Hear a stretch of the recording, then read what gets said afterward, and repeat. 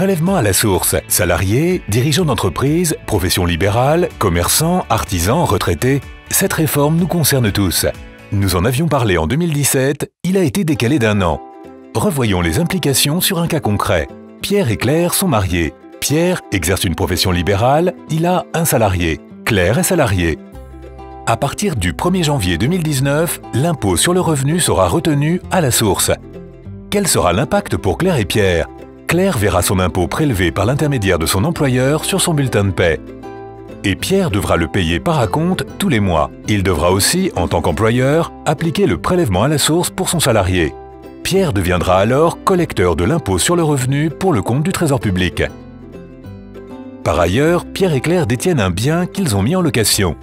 Là aussi, ils devront verser un acompte tous les mois au Trésor public sur la base des revenus fonciers perçus. Cela dit, comment leur taux de prélèvement sera-t-il calculé?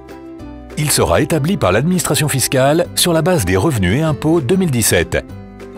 Si la famille s'agrandit, ils pourront le faire modifier. Et si Claire ne souhaite pas que son taux soit connu de son employeur, elle pourra demander l'application d'un taux neutre.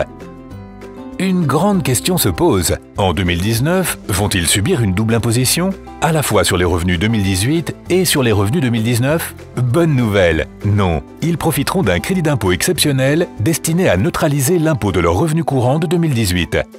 En 2019, Claire et Pierre ne paieront donc pas 2 fois l'impôt sur le revenu. Cela donne une idée à Pierre. C'est peut-être le moment de se verser des revenus exceptionnels? Eh bien, non. Il n'y a pas d'effet d'aubaine sur l'imposition des revenus de 2018.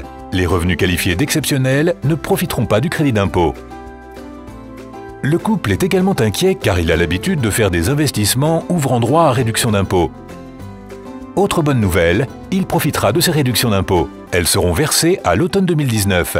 Nos amis vont donc pouvoir envisager des solutions comme l'immobilier Pinel, les FCPI, les FIP, les Sofica et bien d'autres selon leurs objectifs d'investissement. Récapitulons maintenant les grandes échéances de la réforme. Août 2018, envoi du taux de prélèvement par l'administration fiscale sur la base des revenus 2017. Janvier 2019, mise en place du prélèvement à la source sur la base du taux reçu en août 2018. Mai 2019, déclaration des revenus 2018. Août-septembre 2019, détermination du nouveau taux de prélèvement calculé sur les revenus 2018. Septembre 2019, calcul de l'impôt sur les revenus 2018 avec application du crédit d'impôt exceptionnel.